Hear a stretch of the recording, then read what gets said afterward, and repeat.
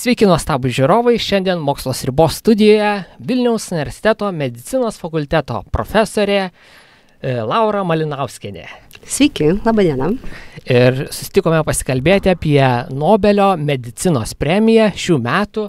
Ir matome, jį skirta 3 mokslininkam, tai Marijai Brunkovai iš Jungtinių Amerikos valstijų, Fredui Ramsdelui iš Jungtinių Amerikos valstijų ir iš Japonijos mokslininkui Šimonui Sakaguchi. Ar galite paaiškinti, už kągi ši premija buvo skirta? Jeigu trumpai, tai už tai, kad jie atrado ląsteles, kurios neleidžia mums patiems savęs sunaikinti. Tai reguliacinius limfocitus. Ir štai mes matome vieną iš tų paveikslėlių, kuriuos pateikė mums Nobelio komitetas, ar ne, tokia gražia animacinė iliustracija. Ar galite paaiškinti, kaip tos ląstelės atrodytų, jeigu mes pasižiūrėtume per mikroskopą, imuninės ląstelės, kokios dydžio, kaip jos atrodo? Tikriausiai ne taip, kaip čia yra. Aišku, čia labai gražus paveiksliukas, tiesiog, tokiam bendram supratimui, bet ląstelė kaip, jos yra apvalios ir turi visus dalykus, kurios turi ir kitos ląstelės. Turi savo membraną, sienelę, vidų citoplazmą, branduolį, trampampam. Tos visos ląstelės skiriasi tuo, kad jos turi tam tikras funkcijas. Mes esame kaip namas padarytas iš tų ląstelių įvairiausių ir jos kiekviena turi savo funkciją. Tai imuninė sistema yra tokia, jeigu taip grubiai galime išskirti į 2 dalis. Viena yra įgimta, tai tie policininkai, kurie tiesiog, jau dėl viso pikto viską prižiūri, kad tas mūsų namas stovėtų. Ir yra įgyta, kuri gyvenimo eigoje, jinai mokosi, jinai turi atmintį, jinai tokia jau yra sudėtingesnė. Ir kada tas atsakas įsijungia imuninės sistemos, taip, reiškia, tie įgimtos ląstelės, jos konsultuojasi visą laiką su ta jau įgytąja, su tais aukštesnės kvalifikacijos ląstelėmis imuninės sistemos ir jau tos duoda tada nurodymus, ką čia reikia daryti ir taip toliau. Bet juos irgi kažkas turi reguliuoti, jie negali visą laiką tik tai kovoti. Tai tam ir yra tie reguliaciniai limfocitai, tai yra dalis įgytos imuninės sistemos, kurios tam tikroje vietoje pasako, viskas užtenka, jau čia mes nebedirbam, skirstomės. Arba pasako, šito nereikia naikinti, jūs suklydote, čia negerai, čia biškiuką susitvarkykime. Taip? Tai tiesiog tie reguliaciniai limfocitai yra be galo svarbus, kad mes patys, mūsų tos įvairios imuninės sistemos ląstelės, pernelyg aktyviai ruoliai atlikdamos užduotis, nesunaikintume patys savęs. Ir kiek kartų reikėtų padidinti, priartinti tas ląsteles, kad jos būtų jau kažkokio pipiro dydžio grūdelio? Žinot, aš negalėčiau labai jau taip tiksliai atsakyti, bet taip įsivaizduočiau, virusas, tai reikia tikriausiai 10 000 kartų padidinti. Tai gal ta ląstelė šiek tiek yra, maždaug gal plius minus, šiek tiek didesnė už virusą, bet kokiu atveju tai yra labai labai mažytės jos. Ir šitų reguliacinių limfocitų jų yra labai nedaug, lyginant su kitom ląstelėm.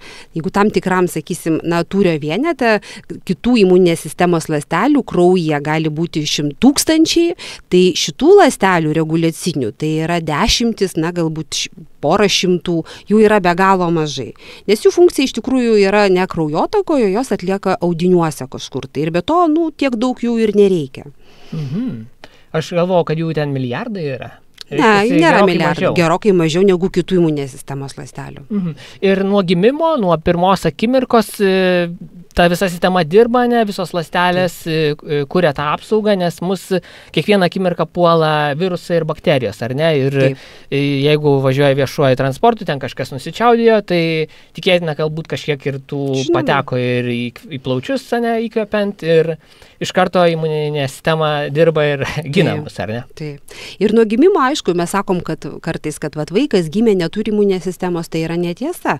Jisai gimsta su viskuo jau, tik tai tos dalys jo turi, truputį pasimokyti, turi būti labiau specializuotis, truputį, daugiau įgauti patirties, kad galėtų jau reaguoti labai tiksliai ir labai aiškiai.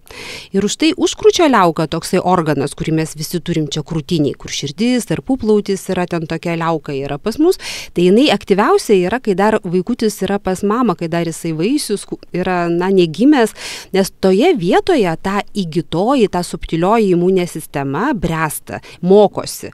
Ten atnešama į tą užkrūčio liauką įvairūs mūsų pačių ląstelių fragmentai, kad jos atpažintų, kad čia yra mūsų ir nereaguotų. O jeigu kai kurie toj mokykloje yra labai aktyvūs ir vis tiek rodo norą sunaikinti, tai tas tiesiog tų ląstelių klonas eliminuojamas, pašalinamas. Tai čia ta vadinama, kai vystosi centrinė tolerancija, reiškia, jau žmogus, kai gimsta, jisai jau jo ląstelė supranta, kur yra tavo ląstelė, taip, kurios naikinti nereikia ir kuri gali būti priešiška, taip, ir ją reikia naikinti. Tai jis jau tą tokį supratimą turi. Tai ilgą laiką buvo galvojama, kad ties tuo gimimu ir baigėsi tas tolerancijos įgavimas, kadangi kūdikiui augant, vaikui tampant, suaugusiam taip toliau, ta užkrūčio liauka, ta žinoma, ta limfocitų mokykla, jinai nyksta ir jau suaugę žmonės praktiškai niekas jos nebeturi, nebent ten gali būti kokie likučiai ten ir panašiai, bet su amžiumi jinai išnyksta ir nebeveikli darosi. Tai ir galvoju, tai viskas reiškia, ką jau tu įgavai, būdamas mamos iššiose, tas ir lieka. Bet šie mokslininkai parodė, kad toli gražu ne, kad tai yra ta vadinama periferinė tolerancija, kuri vystosi visą gyvenimą. Visą gyvenimą atsiranda tokių ląstelių, tokių, revoliucionierių, kurie bando reaguoti prieš save. Ir juos reikia kažkaip pašalinti. Taip? Žinom, kai kurie žmonės vis dėlto suserga tom vadinamom autoimuniniam ligom, taip, kada organizmas vis dėlto pradeda į save reaguoti ir naikinti kažkokį tai organą.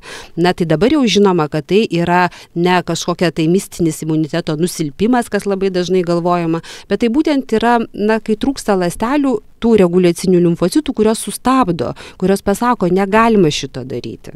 Mhm.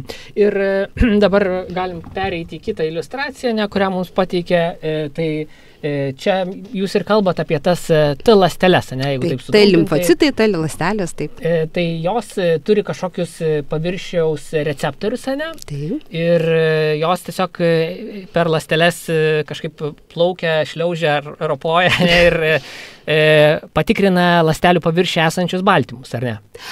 Tam tikrą prasme taip, jūs teisus esate. Ir kaip matote, čia yra irgi tie receptoriai, jie labai visi skirtingi. Taip? Ir jie atpažįsta ne kažkokį labai didelį fragmentą, bet tam tikrą molekulių, kažkokį tai kaip pasakyti, gumuliuką, paviršių, kaip jis atrodo, ar iš kokių jis tai ten dalių sudarytas, keletą molekulių susijungusių. Ir jeigu jos labai gerai čia viskas sutampa, kaip štai šičia, taip, tai jau atpažįsta, kad čia yra svetimas ir jį reikia naikinti. Tada jos pačios nenaikina, jos išskiria medžiagas, kurios tada kitas ląsteles įtraukia, jau kareivius ateina, kad štai šitą reikalą reikia sunaikinti. Jos tą gali daryti pačios, čiupinėti, bet yra ir tos įgytos imuninės sistemos ląstelės, vadinama antigeno pateikiančios ląstelės, kurios pirmą tą apsaugą padaro, reiškia, jos tenais apsižiūri, kas į mūsų svetimą patenka ir tada ant savo paviršių jau neša šitiems limfocitam ir sako, žiūrėkit, čia jau mes naikinsim ar ką darysim, tas apčiupinėja ir apsisprendžia. Ir matote, jų yra be galo daug įvairių čia formų ir kitą kartą, jeigu taip sutampa kaip spyna ir raktą, taip čiukšt viskas gražiai, tai signalas būna stiprus. Bet kitą kartą būna tas vadinamas toks kryžminis, kuo virusai labai dažnai pasižymi. Jie stengiasi, juk jam reikia virusų išgyventi, taip, jam reikia šeimininko, tai yra mūsų, ar ne? Tai jisai stengiasi apsimesti biškį, kad jis yra mūsų ląstelė. Ir jis, išskiria tokius baltymus, kurie yra labai panašus, ne tokie, ne taip gražiai, bet jisai pačiupinėja, tai lyg tai bet gal ir mano. Tai, ir ta prasme jį taip bando apgauti. Augliai lygiai taip pat gali daryti kai kurie. Tai yra norėdami apsiginti, nes reikia vis tiek suprasti tam tikrą, tos ląstelės tam tikrą prasme yra protingos visos. Ir tie parazitai, taip, ir tie virusai, bakterijos, taip pat ir auglio ląstelės, jų funkcija pagrindinė yra išlikti. Taip, ir jos imasi įvairiausių strategijų. Ir čia vienas iš to, kad jie gali apgaudinėti tą mūsų imuninę sistemą, taip, ir tiesiog, kad ląstelės mūsų limfocitai nesuprastų, kad čia reikia tai, ką reikia naikinti. Ar teisingai suprantu, kad visos ląstelės, reiškia, savo išorėje turi kažkokius tuos baltymus? Taip. Ir tie virusai ar pavojingos kažkokios ląstelės, kaip jau vėžinės ar ne, jos stengiasi netgi pakeisti savo tos baltymus kažkiek, kad tarsi apgauti tuos T ląsteles, kurios tikrina ir pasakyti, kad aš čia gera, esu sava ir viskas normaliai. Taip, teisingai. Tai jie natūraliai kažkaip stengiasi ten pakeisti tą savo išorės. Taip. Kas tenais yra kaip raktas, galima su raktu palyginti, ne? Na taip, galima tai pasakyti. Tiesiog jie tuos baltymus tai prisitaiko, kad darytų tokius, kurie būtų labai panašus į mūsų pačių. Kartais nepavyksta apgauti ir dėl to sakom, kad virusinės lygos kartais išprovokuoja autoimuninės ligas. Reiškia, tam tikrą prasme tos ląstelės, ta limfocitai būna apgaunami, taip, bet paskui jie supranta, kad tu, zaraza, taip, čia tu toksai buvai, mes tave naikinam ir tada jie jau siautėja po savo organus, čia žiūrėk, ir mano ląstelė turi tokią, jinai galbūt yra vis dėlto su virusu susijusi ir aš ją sunaikinsiu. Ir va taip tada prasideda jau to viruso senoviai nebėra, bet tas piktas imuninės sistemos atsakas išlieka ir prieš savo audinius. Ir mūsų kūną sudaro labai didelis kiekis tų ląstelių ir jas visas turi šitos patikrinti. Ar taip ir tikrina, ten visą parą eina ir dabar tave tikrina, dabar tave, taip ir nuo galvos iki kojų pirštų visą turi pravažiuoti, ne visas patikrinti reguliariai, ne, ar kaip čia? Čia kaip, žinot, suprasti, mes turime, aišku, be galo daug tų ląstelių, vienos tos ląstelės yra struktūrinės, tai tos plytos iš ko padarytas, ar ne, tai šitas yra, tai jų nereikia tikrinti, jos daugiau tikrina tai, kas joms yra pateikiama tų policininkų, taip, tų ląstelių, kurios yra įgimtos imuninės sistemos, ten dendritinės, taip vadinamos ląstelės, makrofagai ten ir panašiai. Jie nuolatos šmirinėja ir kažką pamato, suranda, suėda ir tada neša joms patikrinti. Jos dažniausiai sėdi limfiniuose mazguose, tai yra tokie imuninės sistemos organai, kur yra po visą kūną įsidėstę, ten limfmazgiai vadinami, taip, ir joms tiesiog kaip karaliui atneša, sako, pažiūrėk, mano valdovė, ar mes čia reaguosim ar ne. Reiškia, yra kaip tarsi suima, laikinai areštuoja ir nuveda į nuovadą. Taip, ir tada apsisprendžia, ar paleidžiam. Ir ten patikrina, taip. Ir yra tokios atminties ląstelės, taip, kurios susiformuoja po to, kai jau tu susidūrėjai su kokia nors, bakterija, tarkim, ar ne. Jau ten įvyko labai geras atsakas, tu sunaikinai ten viską, ar ne, nužudėjai, taip toliau. Na ir jau tų kitų, tiek daug kareivių nebereikia, tie kareiviai išmiršta, bet lieka vienas kitas atminties, taip, ląstelė, kuri karts nuo karto iš to limfmazgio iškeliauja ir apeina visą organizmą, tiesiog pasižiūrėti, ar kartais tas vėl neatėjo pas mane, daiktas, ar ta bakterija. Kartais ir su alergijom vaistam tai būna. Pavyzdžiui, kažkada buvo alergija penicilinui, taip, prieš 30 metų. Bet po 30 metų vis dėlto dar išlieka atmintis ir po 30 metų gavus tą patį peniciliną šmaukšt ir iš karto alerginė reakcija pasireiškia. Tai už tai, kad tuos 30 metų gyveno bent viena ląstelė atminties, kuri patekus tavo organizmą vėl tam pačiam prisiminė ir sakė, davai, varom čia, reikia vėl muštis. Geras, įspūdinga. Labai. Pereinam prie kitos iliustracijos. Jūs jau truputėlį minėjote apie tą liauką, ar ne? Tai ji kur yra tiksliai? Maždaug čia kažkur už plaučio? Ar... Ne, jinai yra priešais. Va čia, jeigu taip žiūrėkit, plaučiai yra, taip, ten va širdis, o va pačiam priekyje, čia va, jeigu iš viršaus, tai būtų krūtinkaulis, tas va mūsų kietas kaulas, taip. Tai iš karto po juo ir yra užkrūčio liauka, čiobreliaukė dar vadinama. Juk kai kurių gyvūnų jinai ir valgoma yra. Ir joje būtent vyksta kažkoks tas procesas, ne? Ar gali dar trumputėlį paaiškinti, kas ten vyksta? Taip, tai yra tas procesas, kada yra atpažįstama, mokomo tie limfocitai atpažinti, kad tai yra mūsų. Ir jeigu ta ląstelė, ta limfocitas vis dėlto atpažįsta ir sako, ne, čia reikia sunaikinti, tai jis yra eliminuojamas. Tai sako, ne, su šitais nieko gero nebus, juos reikia pašalinti. O jeigu tie mokiniai pasižiūri, sako, čia mūsų, nereikia reaguoti, reiškia reaguoti, tai taip prisijungti, nes tas prisijungimas būtent sukelia įvairius procesus ląstelės viduje, kada jinai aktyvuojasi ir pradeda skirti medžiagas, kitom ląstelėm kareiviams reikalingos pritraukti. Taip, tai tos, kurios pasako, ne, čia mūsų aš nereaguosiu, tos yra išleidžiamos į jau kraujotaką. Ir tas vyksta būtent dar besilaukiant to kūdikio, ar ne? Tas vyksta jau, kai gimsta šitas procesas, tikriausiai, aišku, ne tą pačią sekundę, kai gimsta atsiranda, bet jis palaipsniui ir labai greitai nuslopsta. Tai pirmaisiais gyvenimo metais jau jinai praktiškai sunyksta ir, kaip sakyti, jinai nebe tokia jau aktyvi darosi. Bet kai kurie žmonės išlaiko, šita vieta gali būti ir tas čiobreliaukė gali nenunykti ir likti ir suaugusiam žmogui ir tada jinai turi didelį šansą suvėžėti ir jinai pradeda gaminti irgi tas autoreaktyvias ląsteles, kurios, kaip tipiškiausias sindromas, kada pradeda naikinti raumenų ir nervų jungtis ir vystosi tokia, didžiulis sisteminis raumenų silpnumas. Miastėnija, taip vadinama liga tokia, kuri gali būti susijusi su piktybinė užkrūčio liaukos veikla suaugusiam žmogui jau. Tai reiškia, tas organas jis turi savo funkciją, bet kažkokioj gyvenimo etape jis turi nunykti, turėtų jau normaliai nunykti. O tas nunykimas, tai realiai čia galima būtų kažkaip patikrinti, ar jis dar yra, ar jo iš vis tiesiog išnyksta ir nulis jokio darinio nebūtų? Ne? Iš tikrųjų taip, jis tai išnyksta ir jo nebemato, nes dažnai labai juk plaučių nuotraukos, rentgeno nuotraukos yra juk atliekamos ir profilaktiškai taip. Ir šitoje vietoje matosi tada, jeigu jinai yra nenunykusi, tai tas vadinamas tarpuplautis, jisai yra labai tokios keistos formos. Ir tada daromi sudėtingesni tyrimai, kompiuterinė tomografija, pavyzdžiui, kad išskirt, o kas tai yra, ar ten limfmazgiai prididėja ir tai gali būti jau kraujo liga, limfoma, ar tai vis dėlto yra užkrūčio liaukos likučiai. Tada vėl ten yra tam tikri požymiai, ar jinai supiktybėjusi jau, ar dar tik tai, kol kas nieko nėra. Tai tą galima tiesiog pakankamai paprastais metodais vizualizuoti. Taip, ir reiškiasi, gal pereikim dabar į kitą iliustraciją ir pasižiūrėkim jau apie vieną iš tų eksperimentų, kurį atliko Nobelio premijos laureatas ir buvo atliekami tyrimai su pelytėmis, ar ne? Ar galite paaiškinti to eksperimento esmę? Pabandykim. Tai iš esmės jisai tik tai gimusiom pelytėm, ten poros dienų amžiaus, pašalino užkrūčio liauką. Ir tada jų imuninė sistema pasidarė be galo aktyvi, nes jos negavo, pelės ir žmogaus imuninės sistemos jos labai panašios, bet vis tiek gyvūno negali 100% perkelti į tą, kad taip pat ir žmogui yra. Tačiau pastebėjau, kad labai jos tapo, tiesiog per aktyvi ir tos pelės susirgo, tos vadinamos, tokia skarfi pelės, tokia ta liga, kada joms ten ir žarnynas pažeistas buvo, ir vidaus organai, ir endokrinė, reiškia, jos buvo be galo, taip jau praktiškai su gyvybė nesuderinamas jų sirgimas. Ir tada jisai iš sveikų pelių atskyrė subrendusius ta limfocitus, ten, reiškia, visokių jų buvo. Ir tų, kurie reguliaciniai, ir tų, kurie kitokie ten limfocitai. Ir perpylė pelėm tom sergančiom ir jos, pasveiko.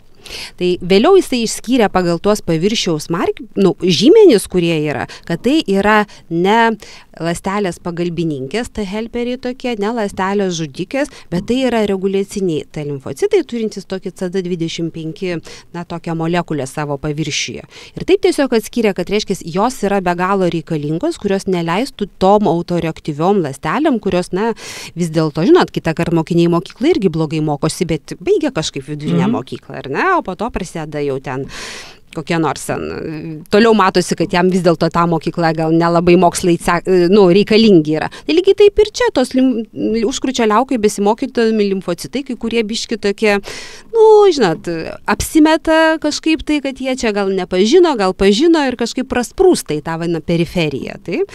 Ir tada jau, kai jie periferijoje, tai gali pradėti siautėti. Tam reikalingi tie reguliaciniai limfocitai, kurie jau ir kada kraujotakai yra, kad jau tas sugaudytų tos tokius, nelegaliai prasmukusius tokius blogus mokinius. Taip, ir neleistų jiems naikinti žmogaus. Vėliau buvo išaiškinta, kad tai yra tam tikro geno mutacija, toks yra FOXP3 genas, ir jeigu to genas yra mutavęs, tai nesigamina tas baltymas ir nesiformuoja reguliaciniai limfocitai. Ir buvo rastas sindromas, kuris atitinka tas skarfi peles žmonėse, toks vadinamas IPEX sindromas. Tai yra toks imuninės sistemos didelis defektas, tie žmonės neturi tų reguliacinių limfocitų ir jie labai anksti, pirmaisiais gyvenimo savaitė, mėnesiais suserga žarnyno pažeidimų, tai ištisai viduriuoja, tada visos yra vidaus sekrecijos, tos endokrininės liaukos yra pažeistos ir įdomu, kad tai yra žmonės, berniukai. Mergaitės tik tai perneša to geno mutaciją, o serga vyrai. Tai toks yra tas IPEX sindromas. Tai yra toks sunkus imunodeficitas. Ir štai, kaip tik mes galim pakalbėti apie tuos jūsų minėtas CD4, ne? Ja, ir 25, jeigu šitą turi, tai čia jau yra ta reguliaciniai limfocitai.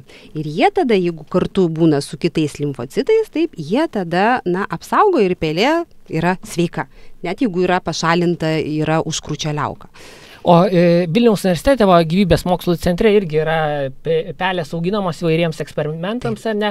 Ar galima būtų tokį eksperimentą atlikti ir Lietuvoje ir pakartoti tuos atradimus, ar ne? Manau, kad tikrai. Reiškia, yra visos ir techninės galimybės ir tas galbūt ir vietoj šio mokslininko galėjo būti ir Lietuvos mokslininkas, jeigu tuo metu būtų atlikęs tą eksperimentą. Žinoma, juk visą laiką svarbiausia, kad būtų idėja. Ir kai tu turi idėją, tai tada iš ties mes Lietuvoje turime dabar labai geras sąlygas. Jeigu turim idėją, tą idėją išvystyti iki kažkokios tai galutinio taško.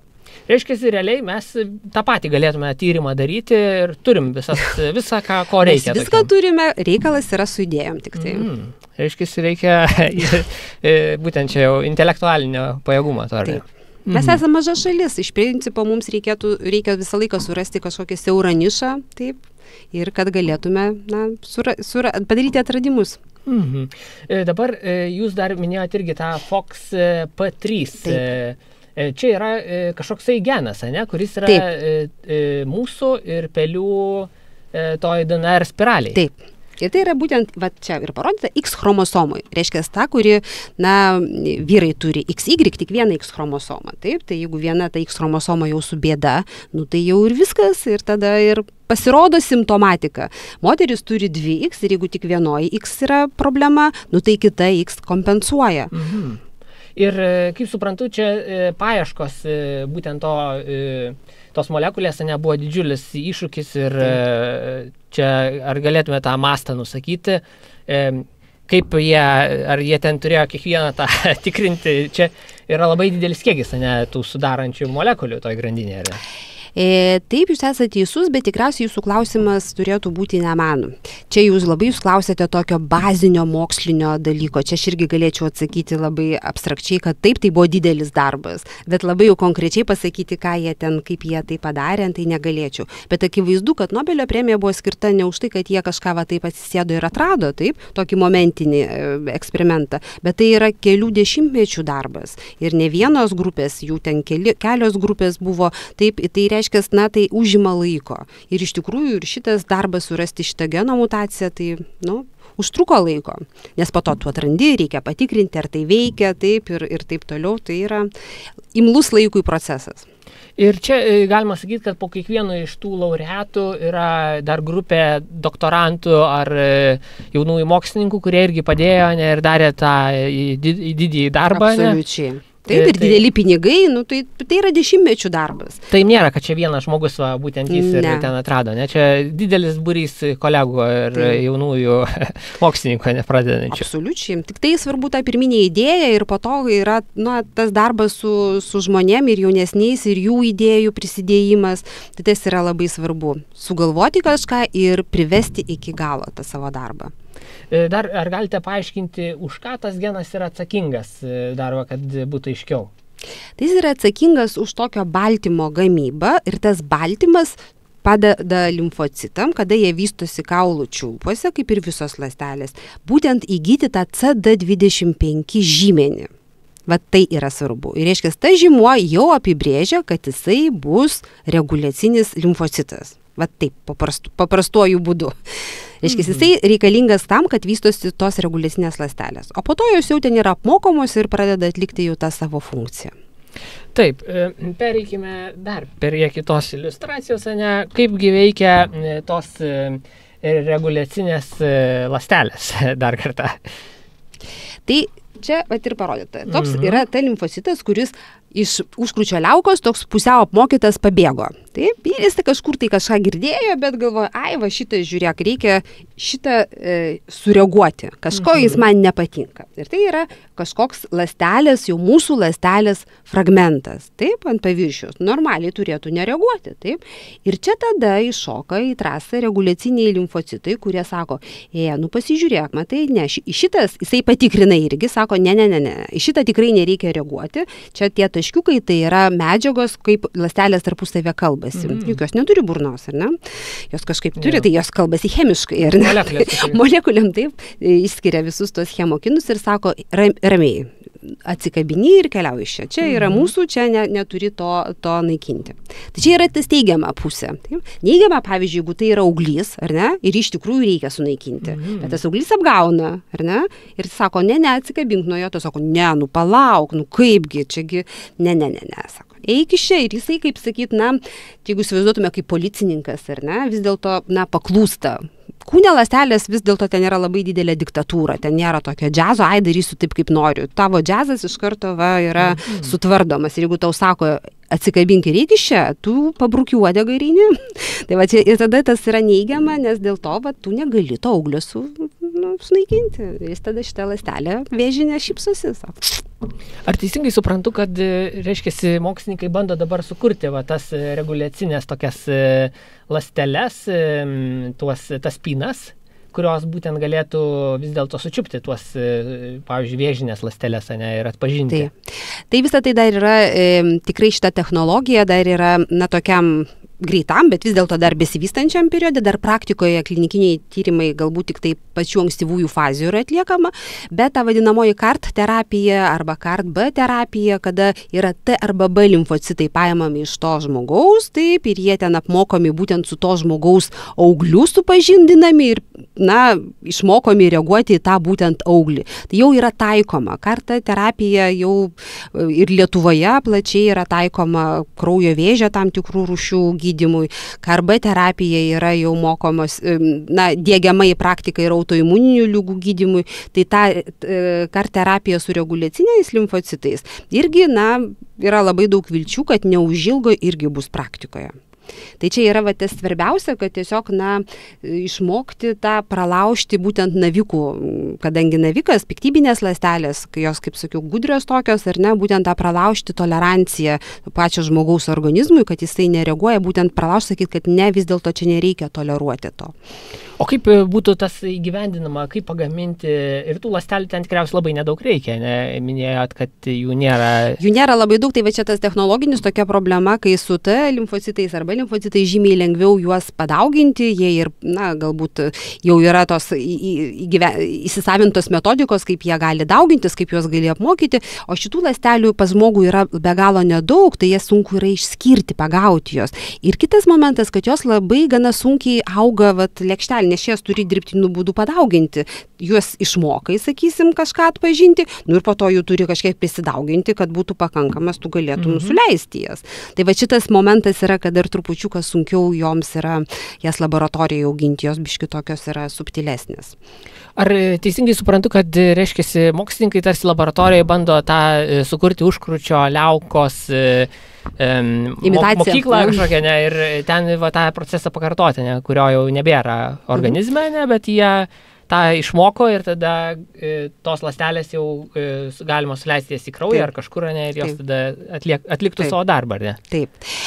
Nu, gal ir galima tai pasakyti, galbūt, sakysim, jeigu su augliais, tai vis dėlto gal tai mokai visą, kad šitą, kad reikia reaguoti. Taip, kad ne tu, kad netolerantiškas jam turi, o kad vis dėlto, jeigu jį nori naikinti, kad tu nestabdytum to naikinimo. Taip, nu, tam tikrą prasme taip, tu tiesiog supažindini ir tą ląstelę gali indukuoti, arba kad jinai reaguotų, taip, arba kad nereaguotų. Ir tada tą tokią jau užaugintą ląstelę tu padarai tą kloną padaugini. Taip, reiškia, jinai ten daug prisidalina ir jie visi turi tą patį sugebėjimą kažkokį tai atpažinti arba nebereaguoti. Tai. Ir tada gali suleisti, galbūt auglių atveju tiesiog tiesiai tą auglį gali suleisti. Gal kartu su kažkokiais tai, na, kitais vaistais, kurie veikia ir žudo tas jau auglio ląsteles dar papildomai ar panašiai. Nu, ten įvairių jau niuansų tokių yra. Bet faktas, kad tai nėra fantastika, tai jau vyksta praktikoje. Bet čia gaunasi tokie tarsi kuriamos tos ląstelės individualiam vienam žmogui. Individualiam. Čia nebus, kad tu nusipirksi tabletę kažkokią ir masinio vartojimo. O čia ir yra ta personalizuota medicina. Taip. Reiškia, čia bus ateityje, ar kaip jau sakot, kai kur gal net ir... Kai kuriuose jau ir dabar yra. Kad tau laboratorijai sukurs specializuotą tą ląstelę. Taip, iš tavo pačių ląstelių ir iš tavo pačių, na, tavo pačio auglio. Nes tie augliai vis tiek, na, kiekvienam žmoguje turi tam tikrų ir subtilumų kažkokių Tai gal vienas auglys vieną baltymą labiau, yra tas pats vėžys, ar ne, sakysim, kasos, ar ne, tarkim, bet vienam žmogui ten vienų ląstelių paviršiuje yra daugiau baltymų, kitų baltymų yra kitokių, tai bet va čia galėtum jau sukurti konkrečiai tam žmogui. Ir kaip minėjau, jau kraujo vėžiui yra ir Lietuvoje sėkmingai šita terapija taikoma.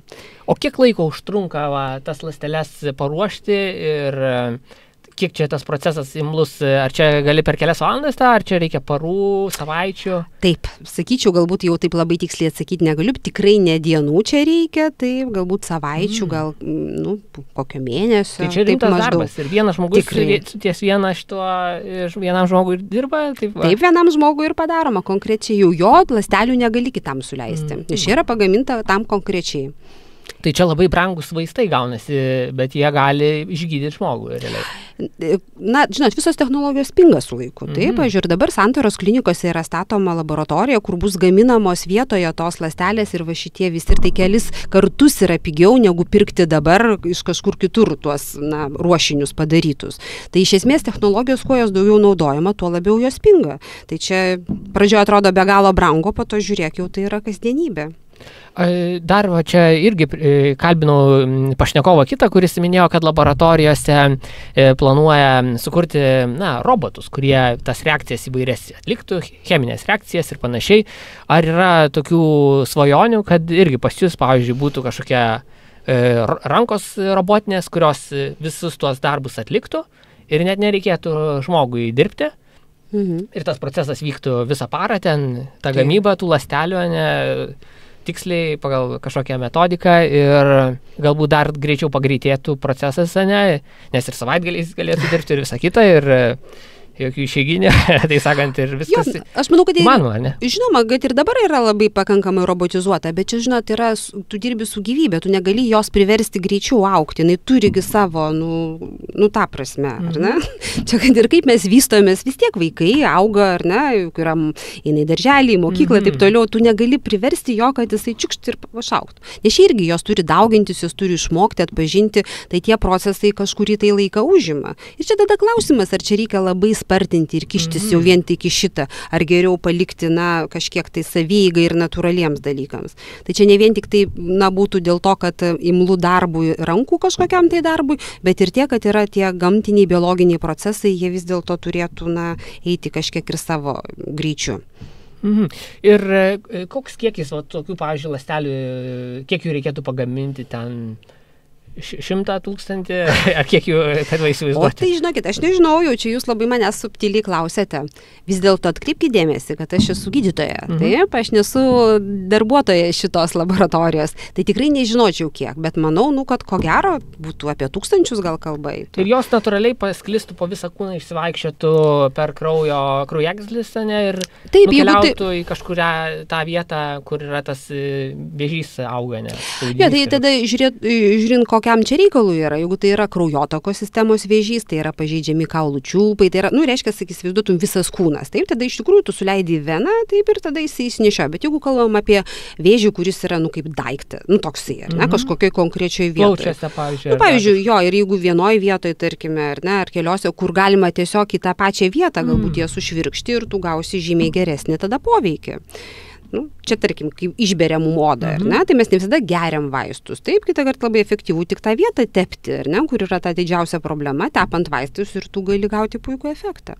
Tai čia ta, kurią vietą, ką daryti, čia daugiau priklauso nuo ligos, kokią mes gydom.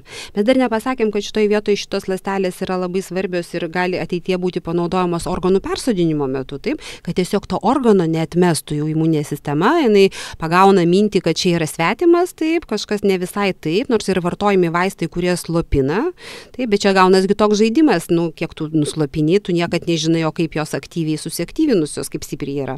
Tai lygiai taip pat ir šitoje vietoje galima naudoti šitos reguliacinius limfocitus, kurie sakytų, jeigu šitą atpažįstat, tai ramiai, šitų nežudot. Čia reikalingas reikalas, taip. Tai vat lygiai taip pat ir technologija vystosi į tą linkmę.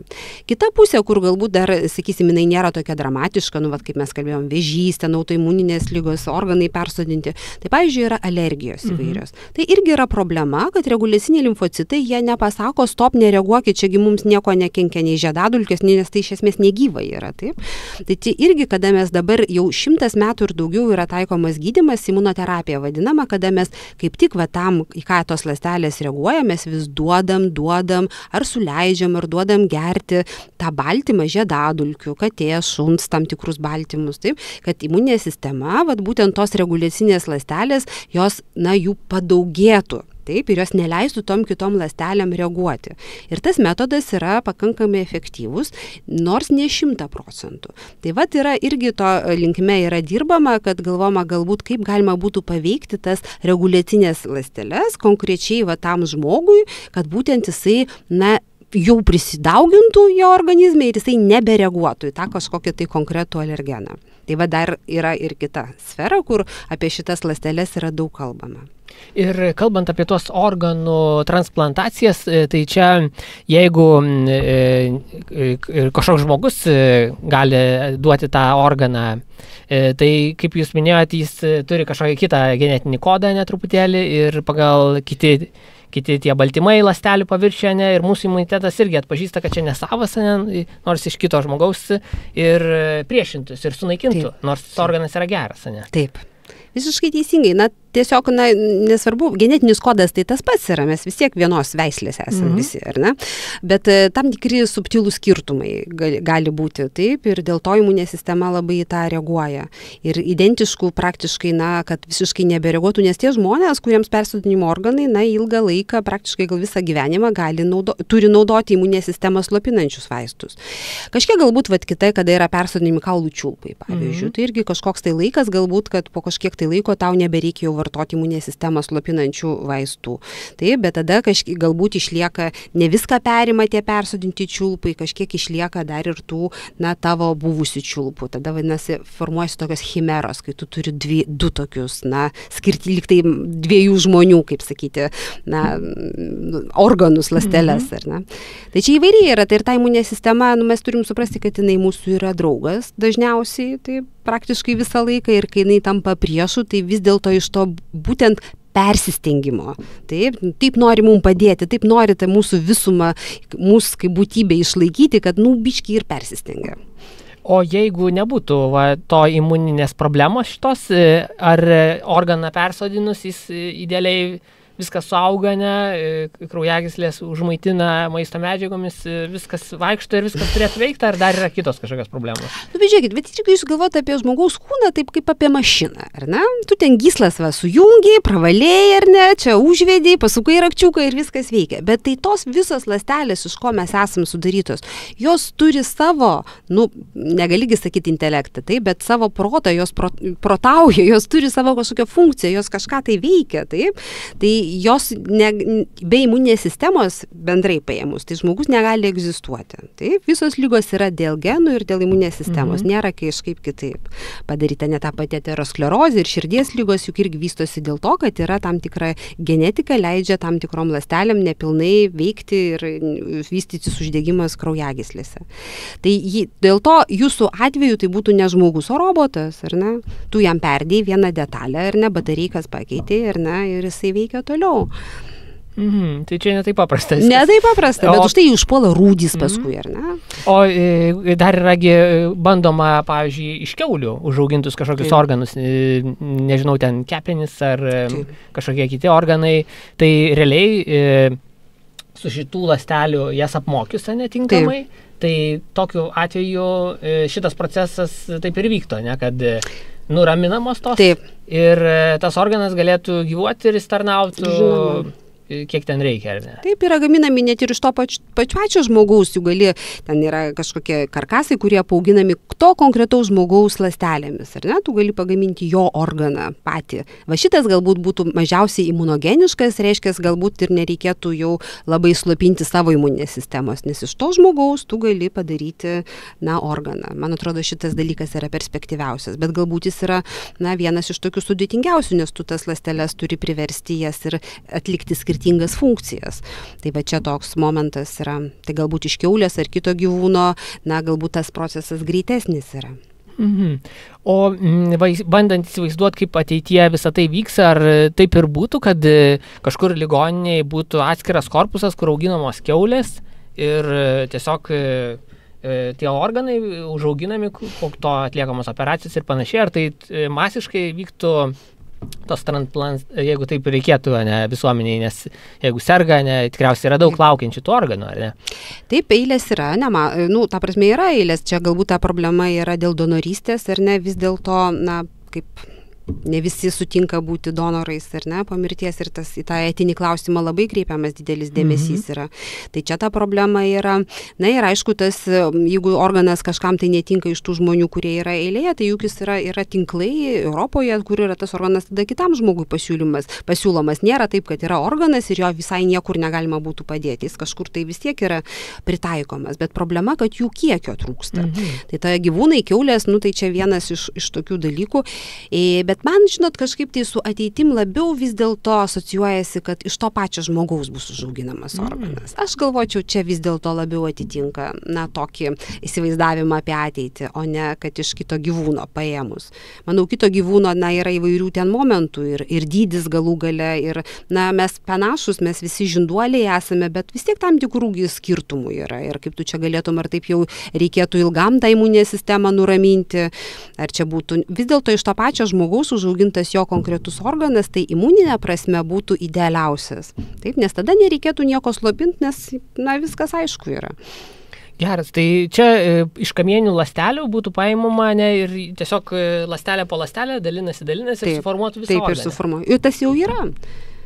Aha, o Lietuvoje irgi yra Lietuvoje šito ne, bet apie eksperimentus aš esu girdėjusi apie kremzlės sąnarių tokius atauginimus iš to pačio žmogaus, apie, sakysime, tokio kaip ausies ar kaušelio, tokius, galbūt paprastesnius, apie tai, kad vidaus organas, tai galbūt esu tik tai literatūroje skaičiusi kaip eksperimentų, bet Lietuvoje, galbūt negalėčiau pasakyti, ar iš tikrųjų jie yra persodinti. Ko gero, jeigu spaudoje nebuvo paskelbta, tai galbūt dar tas tik tai eksperimentiniam lygyje. Ir reiškia, tokiu atveju nereikėtų šito mechanizmo, nes čia būtų visiškai sava. Taip, visiškai sava, viskai žinoma. Bet jeigu ne, tada reikia. Tada reikia kažkaip tai jas apmokinti, arba, dabar kas naudojama, tai yra vaistai, ar ne? Tu jas tiesiog slopini tas, kurios žudo. Bet nėra specifinių vaistų, kad tu galėtum tabletę išgeręs ar suleidęs būtent tą reguliacinius limfocitus paskatinti, aktyvuoti. Šiuo metu tas gydymas, koksai yra tų įvairių ligų, tai yra slopinimas efektorių, reiškia tie, kurie naikina. Tu juos nuslopini. Bet nuslopini jos bendrai, jie reiškia tada ir prieš kitas dalykus, kurie mums kaip visumai gresia. Bakterijas, virusus, jie darosi, žmogus mažiau atsparus. Taip, einam į kitą iliustraciją, jau ir pabaigą. Kaip Jūs manote, kaip tie mokslininkai, ar jie dabar iš vis turi laiko tiem moksliniam tyrimams savo, kai toks apdovanojimas, tokia šlovė, ar jie važinės po visą pasaulį, skaitys paskaitas, knygas rašys, koks jų tolimesnis likimas yra? Tai aš kiek žinau, sakau, Gucci laboratorija ir visai neseniai yra paskelbę jie naują straipsnį būtent apie tų reguliacinių limfocitų auginimą laboratorijos sąlygomis. Reiškia, tas veiksmas vis tiek vyksta, jie yra subūrę puikias komandas ir jie ten viskas toliau darosi, bet konkrečiai tų žmonių gyvenimas, manau, kad labai pasikeis. Kiek aš žinau, tai Nobelio premijos laureatai labai, ko gero tas yra jų toks moralinis imperatyvas skleisti tą žinią apie jų, sakysime, mokslo sritį, kurioje jie dirba, skleisti tas žinias kitiems žmonėms. Taip pat esu labai fainų tokių irgi tinklalaidžių girdėjusi, kai jie pasakoja įvairių sričių Nobelio premijos laureatai apie savo vaikystę, apie jų kelią į mokslinį tą pripažinimą ir taip toliau. Tas irgi yra labai svarbu, nes toli gražu ne visi jie buvo pirmūnai ir patys geriausi mokiniai ir atitiko iš karto tėvų ir visuomenės lūkesčius. Kartais tie keliai būna be galo vingiuoti. Tai tas irgi, manau, turi labai tokį, gerą psichologinį poveikį jauniems gydytojams taip pat, bet jauniems žmonėms, mokiniam ir studentam ir doktorantams. Taip, kad tiesiog gyvenimas yra labai įvairus, nebūtinai visą įkritęs į vieną vagą ir taip ir keliauja iki savo pabaigos. Jis gali būti labai spalvingas ir manau, kad jų dabar ta funkcija yra tokia skleisti tą žinią, o darbai ir toliau vyksta, nes turi jie puikias komandas.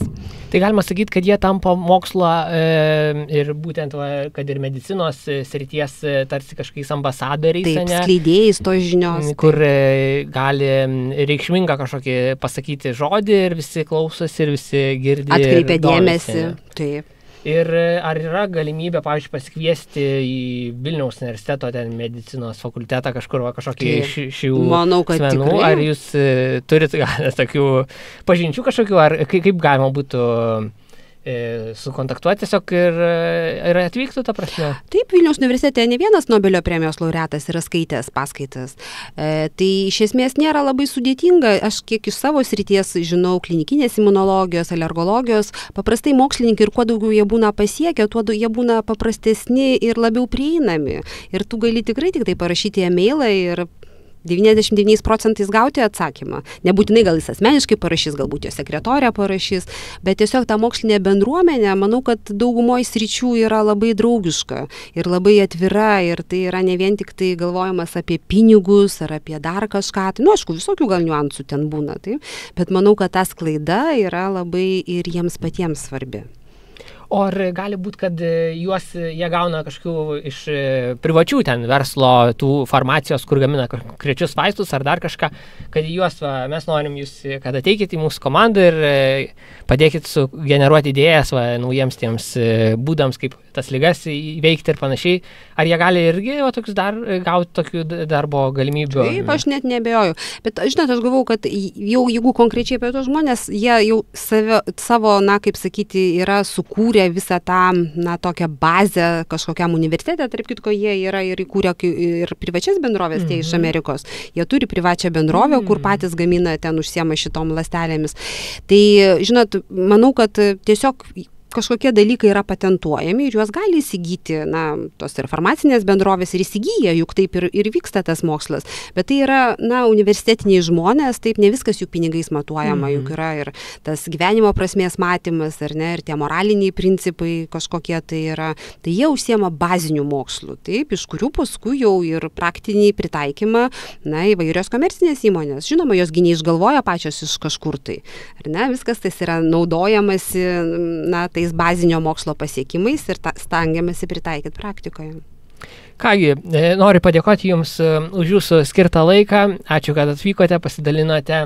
Tikiuosi, kad galbūt studentai susidomės, galbūt kažkas net pasirinks šią kryptį tolimesniems savo mokslams įkvėpti šios Nobelio premijos. Taip, tai labai įdomu. Reikia rinktis genetiką ir imunologiją. Čia yra dvi perspektyviausios šakos. Taip, ačiū labai Jums. Dėkoju visiems žiūrėjusiems. Palaikykite mus Contribui platformoje ir susitiksime kitą kartą.